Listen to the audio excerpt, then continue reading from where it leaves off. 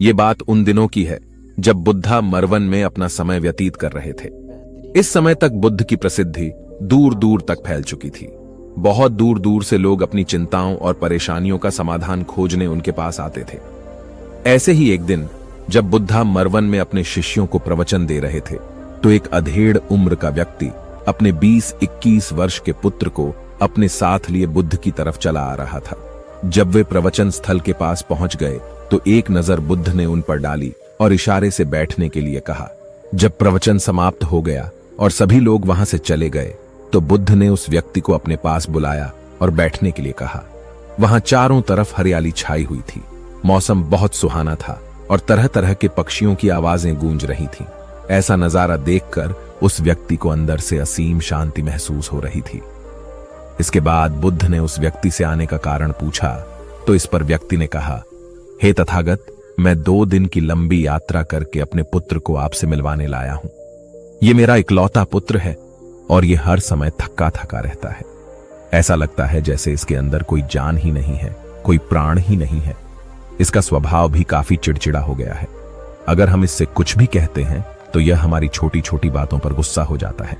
इसके देखने की क्षमता भी उम्र से पहले ही कमजोर हो गई है और इसके बाल भी सफेद पड़ने लगे हैं। इतनी कम उम्र में इतनी बड़ी उम्र का लगना मुझे तो कुछ समझ नहीं आ रहा। इसके साथ हो क्या रहा है तथागत? मैं अपने पुत्र के स्वास्थ्य को लेकर बहुत चिंतित हूं।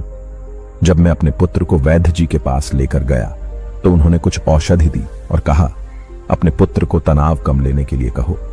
वो अपने दिमाग में बहुत अधिक तनाव लेता है, इसलिए उसकी ऐसी हालत हो गई है। लेकिन मुझे उनके बहुत समझाने के बाद भी तनाव का मतलब समझ नहीं आया।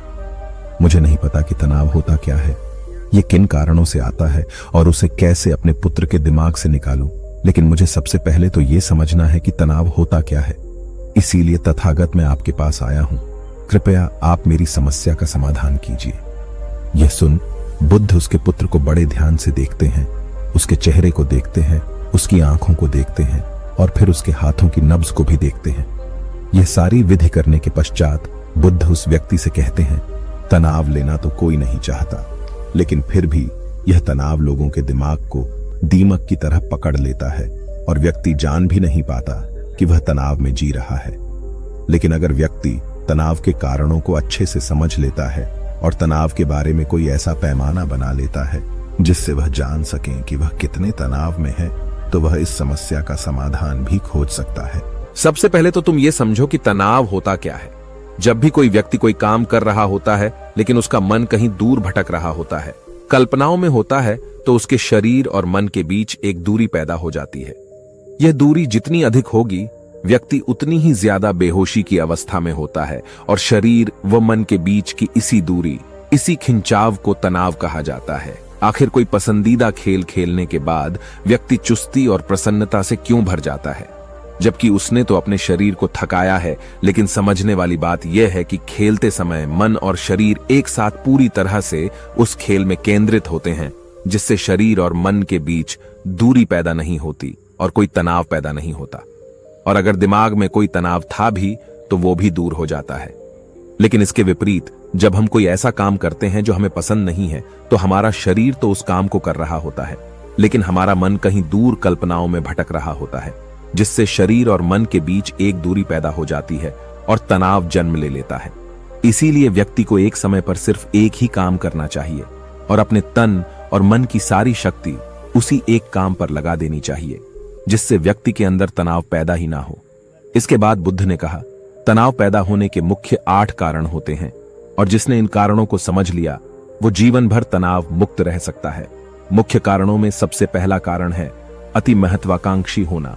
महत्वाकांक्षी होना अच्छी बात है, लेकिन क्या कभी आपने इस बात पर ध्यान दिया है कि इंसान के लक्ष्य कभी पूरे ही नहीं होते?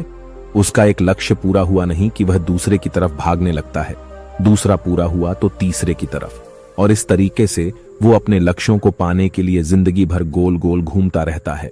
इसीलिए जो व्यक्ति अति महत्वाकांक्षी होता है, जिसने बड़े बड़े लक्ष्य बनाए होते हैं, वह वर्तमान में कभी रह ही नहीं पाता।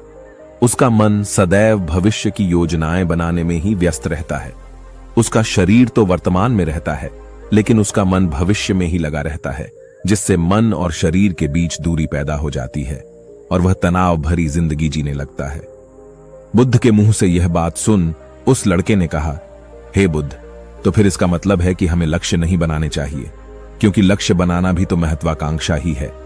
इस पर बुद्ध ने कहा, जीवन में लक्ष्य बनाना कोई गलत बात नहीं है, लेकिन समस्या तब उत्पन्न होती है जब वो अपना पूरा ध्यान उस लक्ष्य से मिलने वाले परिणाम पर ही लगा देते हैं और उसके परिणाम की चिंता करते रहते हैं। व्यक्ति को वर्तमान में जीना आना चाहिए। आप लक्ष्य बनाइए और उस लक्ष्य की प्राप्ति के लिए कड़ी मेहनत करिए, लेकिन साथ ही साथ आपको इस बात का भी ज्ञान होना चाहिए कि आप अभी वर्तमान में जी रहे हैं और वर्तमान ही सत्य है। बुद्ध ने आगे कहा, तनाव का दूसरा सबसे बड़ा कारण है ईर्ष्या। जब व्यक्ति ईर्ष्या और जलन से भर जाता है तो उसका मन अंदर से सड़ने लगता है। ईर्ष्या एक आंतरिक घाव है। व्यक्ति के शरीर का घाव तो भर सकता है, लेकिन आंतरिक घाव यानी मन का घाव कभी नहीं भर सकता। इसीलिए व्यक्ति को दूसरे की खुशी और तरक्की से कभी ईर्ष्या नहीं करनी चाहिए, क्योंकि यह तनाव का कारण है। इसके बाद बुद्ध ने तनाव का अगला कारण बताते हुए कहा कि नापसंद काम करने से भी मन में तनाव पैदा होता है। जो काम करना हमें पसंद ही नहीं है, जिस काम में हमारी रुचि ही नहीं है, उस काम में हमारा मन लग ही नहीं पाएगा। हमारा शरीर तो वहीं बैठा रहेगा, लेकिन हमारा मन कल्पनाओं की उड़ान भरेगा, जिससे शरीर और मन के बीच दूरी पैदा हो जाती है और व्यक्ति तनावग्रस्त हो जाता है। इसीलिए इंसान को हमेशा अपनी रुचि के अनुसार ही कार्य करना चाहिए। अगर व्यक्ति ने यह पता कर लिया कि उसे कौन सा काम करना पसंद है और वो उसी काम को अपने जीवन का लक्ष्य बना लेता है, तो फिर वो काम उसके लिए काम नहीं बल्कि खेल बन जाता है। फिर बुद्ध ने कहा, तनाव का चौथा कारण होता है किसी दूसरे से अपेक्षाएं रखना। बुद्ध ने उस व्यक्ति की ओर इशारा करते हुए कहा, एक पिता होने के नाते तुम्हारी अपने पुत्र से बहुत सी अपेक्षाएं होंगी कि तुम्हारा पुत्र एक बहुत ही कामयाब इंसान बने, तुम्हारा नाम रोशन करे, जैसा तुम चाहते हो उस तरह का जीवन जिए, तुम्हारी हर बात माने। लेकिन क्या आज तक कभी किसी की सारी अपेक्षाएं पूरी हुई है? जब भी कोई व्यक्ति किसी दूसरे से कोई अपेक्षा रखने लगता है तो वो अनजाने में अपने लिए तनाव पैदा करने लगता है। जरा सोचो कि अगर तुम्हारा बेटा तुम्हारे अनुसार काम नहीं कर रहा और वो नहीं बन पा रहा जो तुम उसे बनाना चाहते हो, तो निश्चित रूप से तुम्हारे दिमाग को तनाव पकड़ लेगा। तुम तनाव से भरा जीवन जीना शुरू कर दोगे और इस तनाव के बस में आकर तुम ऐसा व्यवहार करोगे, ऐसी बातें करोगे कि तुम्हारा अपने पुत्र के साथ संबंध और भी खराब होता चला जाएगा। इसीलिए व्यक्ति को जितना हो सके उतनी कम अपेक्षाएं दूसरों से रखनी चाहिए, और अगर पूरी तरह से तनाव मुक्त रहना है तो दूसरों से अपेक्षा रखना ही बंद कर दो। इसके बाद बुद्ध ने कहा कि शारीरिक कष्ट भी इंसान के तनाव का एक कारण होता है। जब व्यक्ति किसी शारीरिक पीड़ा से गुजर रहा होता है तो उसका पूरा ध्यान बस अपने उस शारीरिक दर्द पर होता है और वो पूरे दिन बस उसी के बारे में सोचता रहता है, जिससे उसका मन दुख के विचारों से भर जाता है और ऐसी स्थिति में व्यक्ति तनावग्रस्त रहने लगता है। यह सुन उस व्यक्ति ने कहा कि हे बुद्ध, शारीरिक दुख तो किसी भी व्यक्ति को हो सकता है, तो फिर क्या व्यक्ति जीवन भर तनाव में ही जिएगा? इसका जवाब देते हुए बुद्ध ने कहा कि इंसान को यह बात समझनी चाहिए कि हमारा जीवन दुखों का आधार है। जैसे जैसे हमारा जीवन आगे बढ़ता है, इसमें दुख आते हैं, बीमारियां आती हैं और फिर अंत में मृत्यु भी आती है। तो बीमारियां इंसान के जीवन का अभिन्न अंग है, कोई इनसे बच नहीं सकता। बस किसी के जीवन में यह समय से पहले आ जाती है तो किसी के बाद में, पर आती सबको है। जब इंसान का मन इस बात को अच्छे से समझ लेगा तो फिर वह अपनी बीमारी के बारे में सोच सोचकर ज्यादा तनाव नहीं लेगा, क्योंकि यह हमारे जीवन का अभिन्न हिस्सा है और इसके लिए व्यक्ति को शारीरिक रूप से भी अभ्यास करते रहना चाहिए। अपने जीवन में व्यायाम और स्वस्थ जीवन शैली को भी जगह देनी चाहिए ताकि उसका शरीर लंबे समय तक निरोगी रहकर सही से काम कर सके। तनाव का अगला कारण होता है अपनी योजनाओं को समझने के लिए समय न देना। कुछ लोगों के दिमाग में कोई विचार आया नहीं है कि वो बिना सोचे समझे उस पर काम करना शुरू कर देते हैं, और जब उस काम में उन्हें असफलता मिलती है तो वह तनाव से भर जाते हैं, क्योंकि उन्होंने उस काम को शुरू करने से पहले उसके बारे में पूरी जानकारी इकट्ठा नहीं की थी। इंसान को कोई भी काम शुरू करने से पहले उसके अच्छे और बुरे परिणामों के बारे में ठीक से सोच विचार कर लेना चाहिए। इंसान को इस बारे में भी सोच लेना चाहिए कि अगर ये योजना सफल नहीं हुई तो फिर इसके बाद मैं क्या करूंगा। इसलिए व्यक्ति को अपनी योजनाओं को ठीक से समझने के लिए पूरा समय देना चाहिए, ताकि बाद में उस योजना की वजह से तनाव पैदा ना हो। तनाव का 7वां सबसे बड़ा कारण होता है टाल मटोल करना। आज के काम को कल पर टालना। आप लोगों ने यह कहावत तो सुनी होगी कि आलस्य इंसान के शरीर का सबसे बड़ा शत्रु है। इंसान आलस्य की वजह से आज के काम को कल के लिए टाल देता है और फिर काम को टालना उसकी आदत बन जाती है। काम को कल पर टालने वाले व्यक्ति का काम कभी भी समय पर पूरा नहीं हो पाता, और अगर किसी तरह से पूरा हो भी जाता है तो वह उतना अच्छा नहीं हो पाता जितना अच्छा उसे किया जा सकता था, और फिर यह बात व्यक्ति के अंदर तनाव पैदा करती है। लेकिन काम को टालना या काम को एकदम अंत समय पर करना एक आदत है, इसीलिए व्यक्ति ना चाहते हुए भी बार बार अपनी इस आदत का शिकार बन जाता है और काम को टालता रहता है, और फिर जब काम की समय सीमा पास आ जाती है तो वह तनाव से भरकर काम को पूरा करने का प्रयास करता है। इसीलिए तनाव मुक्त रहने के लिए व्यक्ति को काम को टालने की आदत छोड़नी पड़ेगी, और यह तभी संभव है जब व्यक्ति काम को समय से पहले खत्म करने का निश्चय करे। सबसे आखिरी और सबसे प्रमुख कारण जो तनाव का होता है वो है ज्यादा सोचना। लगातार सोचते रहना भी एक बीमारी है, और यह उस व्यक्ति में सबसे ज्यादा पाई जाती है जो केवल कल्पनाएं करता है, जो अतीत की घटनाओं और भविष्य की बातों के बारे में सोचता रहता है, जो बेवजह के अनुमान लगाता रहता है। इसीलिए व्यक्ति को ज्यादा सोचने की आदत पर लगाम लगाना चाहिए। इसके लिए जितना हो सके खुद को काम में व्यस्त रखना चाहिए, और हर दिन ध्यान का अभ्यास करने को अपने जीवन का हिस्सा बना लेना चाहिए।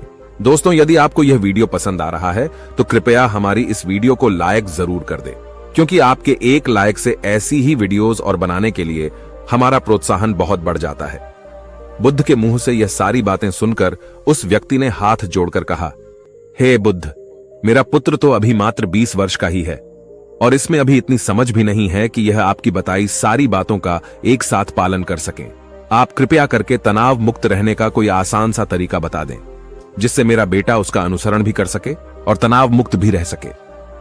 उस व्यक्ति की यह प्रार्थना सुन बुद्ध ने कुछ सोचते हुए जवाब दिया, अगर तुम इतनी सारी बातों का पालन नहीं कर सकते तो इसके लिए एक बहुत ही आसान विधि है।